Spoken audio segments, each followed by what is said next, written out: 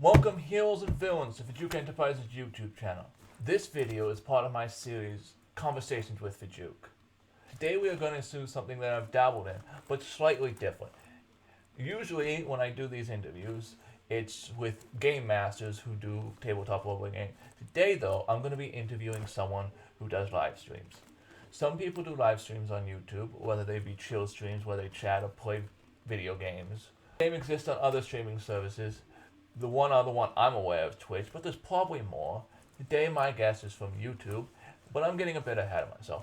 I am the titular Fjook that runs Fjook Enterprises, and with me today is Mr. Habenero. Thanks for having me here, Fjook. I appreciate it.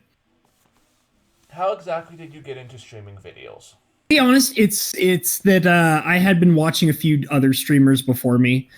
And, I had actually sent in a couple of video clips to one particular streamer who really enjoyed the video clips that I was doing. And he told me that he thought I should get more into it. And at that time, I basically said to myself, oh, well, I don't know very much about video making and I don't know very much about editing. But I think I could probably turn on a camera and start streaming, and that should be fine. And that's kind of how I got into streaming. I've basically been streaming ever since then. And I kind of had to learn that it wasn't this super crazy easy thing. But I kind of just fell into place with it, and I've basically been doing it ever since then. Mr. Habenero, how'd you come up with that channel name? Oh, well, see, that's a weird story. So if you were to go into my channel and look at the about me in my channel, you will notice that my channel goes all the way back to, I believe it's 2011. It's a very old channel. I had been doing things on my channel for a very long time. But the thing is that I wasn't constantly making content all the time. I was mostly just consuming content from other people. And all the way back in high school in 2011, when I had first created the channel, I didn't really know what to name the channel. And I knew that I didn't want to go by my actual name. It was at a time where, I thought it would be smarter to have a sly name that, didn't necessarily mean my name. And I didn't want people necessarily figuring out who I was on my channel. Despite the fact that I did actually put videos on it here and there. Very, very old videos. Most of them don't exist anymore. Just one of them. But what happened was I kind of was like, okay, well, I like spicy food. Spicy food is pretty tasty. And, I don't think anybody goes by the name of a particular pepper. So I guess I'll just pick the habanero pepper. And that's kind of what I came up with. And that is a name that I had decided on way back in 2011. I have never changed my channel name. Since 2011, I have not changed the channel name, not once. I built the account, named the channel, and it's been the same ever since then. So the picture of my channel, like my overall picture, has actually changed several times, but the channel name, not once. It's been exactly the same since 2011. That's kind of the story behind that. Why did you choose to stream on YouTube? Oh, gee whiz. Well, it's because the main thing was that it was because the streamers that I watched primarily were on YouTube.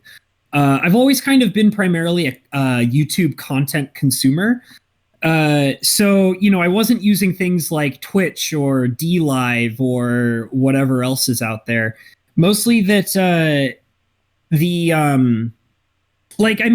definitely have, seen some stuff on Twitch and other streaming sites. And the thing is that, for example, my sister, she used to stream on Twitch back in 2014. That was something that she was into for a while, but she kind of gave up on it. And I thought it was pretty interesting. And she actually encouraged me to do the same, but I just didn't want to do it on Twitch. And also at the same time, at that particular time period, I wasn't that interested in it. And like I said, I kind of had to be encouraged by other streamers that I was already following on YouTube. I was enjoying their content and I liked, the overall smoothness of how they ran their streams on YouTube. I had been encouraged by multiple different people that they're like, oh, well, if you want to stream, you should go to Twitch. And I did actually have a Twitch account, and as I was learning about Twitch and I was learning about YouTube and kind of comparing different sites and how they ran things and managed things, I kind of decided that overall I liked YouTube a lot better than I liked Twitch or other streaming sites. And I mean, I would definitely say that every streaming site has its positives and its negatives. And, and some people definitely can view the negatives as being worse than some of the other positives. And I'm sure that, no matter how deep you look into it, you're going to find negatives. But the thing is that if you're streaming or making videos or whatever, if you focus too hard on the negatives over the positives, then you're going to find yourself not really doing much content of any sort. But when I was reviewing all those different sites where I could possibly be streaming or making video content or anything like that, I just kind of decided that I thought that overall YouTube was better managed. That was my overall opinion. I thought that the positives that fall in line with YouTube felt a lot better to me than the positives that fall in line for Twitch and other sites of that sort. So that's kind of why I stick to YouTube primarily. I like the community. I like the people that I've, had the experience of being around, whether it's content creators or just content consumers. And people treat me really well here. And I feel like that overall, the platform itself treats me really well on YouTube. So that's why I kind of stick to it. I mean, I've kind of dabbled here and there in some other spots, but YouTube feels just about right for me. That's personally how I feel about that. Okay. I watched some of your live streams, but there have been others that I have missed. You have a large backlog of videos of live streams. What do you enjoy live streaming? What do I enjoy live streaming? That's pretty tough. To be honest, the streaming that I love the most is actually not exactly. I mean, it kind of varies in how popular it is. It depends. Which is fine. I'm not necessarily trying to do exactly what's popular or anything like that, but I genuinely feel like that my favorite streams overall are my streams where I'm basically doing a podcast kind of style, where I'm just kind of sitting down in front of my camera and I'm just chatting with people. And the reason why is because, I do love playing video games on stream, and I do love doing my, random cooking streams. And, sometimes I would paint on stream, and those are great. But the thing is that when I'm doing those kinds of streams, I have to really focus on what I'm doing, whether it's playing a game or painting or cooking or whatever kind of activity I'm doing. I have to really focus on what I'm doing. And that takes a lot of my concentration. And the thing is that when I do things like that take a lot of my concentration, it's really hard for me to focus on the audience and the people that are coming in and having a good time with me. Overall, when I have the podcast style streams where, a lot of the time when I do those, it's just me sitting in front of the camera talking with people, or in very rare conditions, which I am trying to do more, I get to sit down with somebody else and talk with them. Those styles where I can just sit down and I can talk about whatever I want, and then kind of stop every once in a while and just interact with the chat log, because I have, a nice group of people that want to come in and they want to talk with me and they want to have a conversation with me and they have questions and interesting topics. And you never know when the conversation is going to shift, because I have genuinely interesting people that want to talk about those things with me. And I really do enjoy that. I enjoy the engagement, and I enjoy just having a good, solid conversation. And I call them lounge streams a lot of the time. I can just sit down and relax, and I can just have a very nice conversation with the people who want to come in and just spend time with me. That's my favorite kind of streams. Those are the streams that I genuinely enjoy the most. Has there been anything that you have streamed that you didn't enjoy? So the streams that I hate the most are the ones where I either have the most technical difficulties, because man, oh man, nothing screams absolute fun times like having all of your equipment and all of your software just completely give up on you. Those are clearly the best streams of all time. But I hate those. Those are the streams where usually if my equipment or my software is just utterly failing on me constantly, I am not having a good time. And usually, especially to my audience, it's very clear. The other kind of thing that I really can't stand when I'm streaming is if I'm just really angry. And a lot of the time, like, and that's tough because sometimes I can, I want to stream, but something in my personal life is really frustrating me. And like, I try my best to not let that come into my streams and interact with my audience, but sometimes it does. And I try really, really hard to not do that. And that can be really frustrating. And sometimes, like, if I'm in a really terrible mood, I'll just stop streaming or I'll stop streaming early or something like that. Another part of that too is also that if I'm playing a game and I'm really, really bad at the game, I get pretty angry. I can get pretty salty. Yeah, if I'm streaming and I'm playing a game and I'm really bad at the game and I start getting very, very angry, I stop enjoying the stream, and usually I'll either cut the stream early or I will, delete the stream later. And then the very last thing that makes it really hard, like streams that I feel like don't work, is, and I mean, a lot of the time it's fine, but it's the having to recover from it that makes it so tough, is when if I'm streaming with other people, if they get really angry or if they're really upset about something, it's really hard for me to want to keep streaming or at least enjoy. And usually what I try to do is I try to kind of turn it around. Like I usually, like, if somebody is streaming with me, like a friend of mine or something, or, another content creator or whatever, and they're just getting really angry and like there's no way that me or anybody else can help them, I'll usually try to do things to kind of distract people from the fact that they're really frustrated. Like I'll sometimes bring a higher energy, or I'll do really silly things or stupid things to kind of distract people away from the person who's really frustrated or angry. And usually, depending on what their attitude is like, it can be really tough to do that, or sometimes it can be really easy to do that. So, but those are usually the kind of streams where I either have to end it early or give up or delete them, So that's kind of the type of streams and the reasons why that I don't like them, or, whatever. So I try my best to get around that as best as I can. So, yeah. Any advice for people who currently stream or are looking to get into streaming?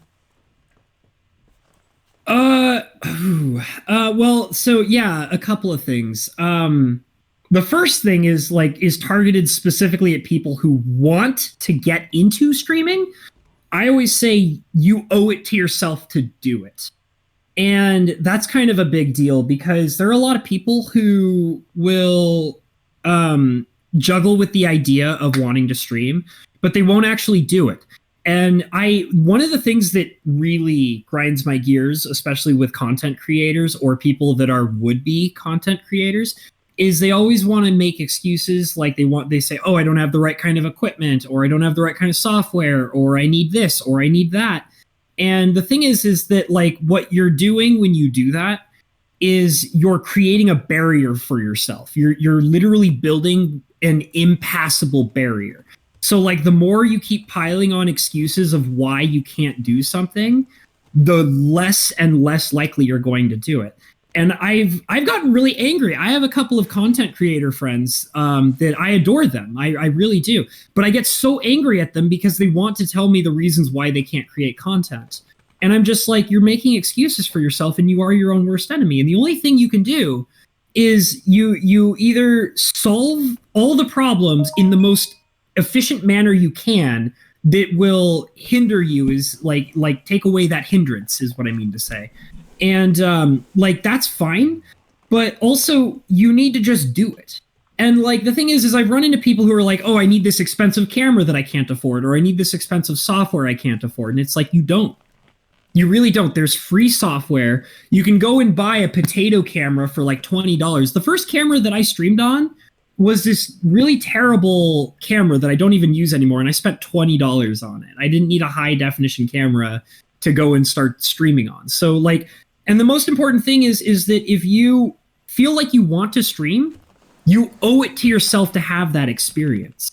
You really do. Don't put it off and don't make all these excuses. You just need to do it.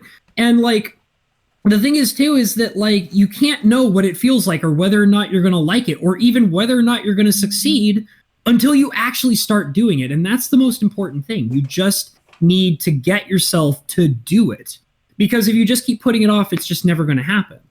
The other thing is that, and this goes out to people who are already streaming and like want some advice. And the thing is I have two things, which is number one, don't give up. Because I have actually a friend who is trying to get into streaming, and I can tell that he's been kind of frustrated because, you know, he doesn't have the time for it all the time, and he's wondering if it's even worth it because, you know, he doesn't necessarily get the biggest audience of all time, or even an audience at all. And I just have to say, like, just don't give up on it. Like, if you are actually passionate about it, like, if you legitimately are passionate about it, then you need to keep doing it until it works. And like, if you do it enough times and you realize, you know what, it's not for me, then that's fine because at least you tried, you know? And the other really important thing is build a community. Because the thing is that like when you're in that beginning stage and you don't know like, you know, how to reach out to people and you don't have that instantaneous, you know, hit that's going to, you know, be a viral video that travels all around the world. The thing that you are capable of doing, and some people have a hard time understanding this, is you need to build yourself a community. You need to kind of like find the people that gravitate towards what you're doing or, you know, your interests or, you know, whatever. Like, it doesn't even necessarily need to be the content that you're creating. Even if you're just reaching out to people that just share your same kind of hobbies outside of content creation. You should do what you can to build a community around you that can consume the content that you are willing to make. And also that way you have an audience where you can kind of bounce your content off those people and see what they feel like and whether or not it's something that either works for you or works for them. And then as you start growing a small group of people, you're going to notice that that's going to give you more reach towards, you know, other groups or other individuals or anything like that.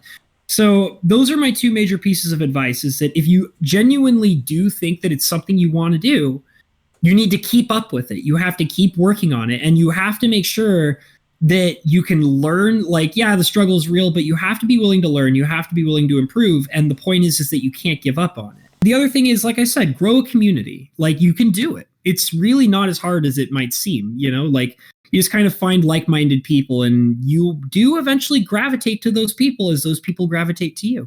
So that's kind of my advice. Sorry about moving around so much. I realized I was sitting on my feet and they were completely asleep. That's okay. But my final question is there anyone you would like to shout out, including yourself? Yeah, sure. You know, I would first of all love to shout out myself because clearly I'm amazing. Yeah, my channel is Mr Habenero. It's it's MRHABENERO, which is not how you actually spell the word habanero, but that's how I spell it. So that's my shout out, as long as that's okay with you, Mr. Fjook. And I would also like to go ahead and shout out the people who have, you know, helped me build my channel. The Mike Hatcher, the Magic Historian, I think he's okay with this. Mike Hatcher, the Magic Historian, was actually the original YouTuber and streamer who really very heavily pushed me into streaming and making content. I actually had a conversation, multiple conversations with him in the past where he was like, you know, dude, clearly you have the right attitude for making content and clearly you have the drive for making content, so you just need to do it. And if it wasn't for Mike Hatcher, I probably would not be streaming and making content. So check out the Magic Historian, subscribe to his channel. He's a pretty large Magic YouTuber at this point. He's very modest and he would say that he's not a large Magic YouTuber. I disagree. I believe that he is. But it's because of him that I even got into this in the first place. And then I would like to give a shout out to Mr. Cinder Shadow, who is another Magic / gaming YouTuber. And even though it wasn't necessarily him who encouraged me to start streaming, it is his perseverance and his overall attitude with his channel, and watching him work on it constantly, that basically, gave me somebody to, it was like having somebody who was in the same boat as I was, and watching him constantly strive and work on his channel as hard as he possibly can, is what allowed me to also find somebody that I could identify with, who I'm like, yeah, that's a guy who works really hard and is also kind of an inspiration for me to keep doing what I'm doing. I keep up with him on a regular basis, and even though I'm not a Magic YouTuber and I'm not a fan of Magic, I still keep up with his content and constantly am finding out what he's doing, and I consider him a very, very close friend of mine as well, and we play games together all the time. So Cinder Shadow, check that guy out as well. Let's see. I shout out to my parents, and shout out to, all the wonderful friends and people who've been in my life. Last person is special shout out to Fjook Enterprises, the man right in front of you right now, who has been so kind to me. He's also a patron on my Patreon, which I greatly appreciate. And he has, Mr. Fjook Enterprises, who I'm interviewing with right now, has been very kind to me constantly, and always concerned with what I'm doing, and I greatly appreciate him, and I'm glad that he wanted me to come on here and be interviewed by him. So thank you so much, Mr. Fjook. I'm glad that you allowed me to be here with you today. I hope I get this right, but I'm definitely stealing this outro from you. Everyone, follow your dreams. Absolutely, man. Follow your dreams.